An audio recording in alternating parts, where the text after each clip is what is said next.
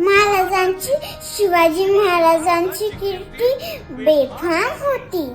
महाराजांची कीर्ती बेफाम, बोन बोल्यानं फुटला घाम. याला कोण गाली नसने त्याला बाली पुसले गना. बली बेगम म्हणजे अली आदिलशाची आई बर का. नजर येत तिच्या अंगाड, दरबारात झालं ग पगार. कुणी घेईना पुढाकार, सोऱ्यानीच मांडली हार.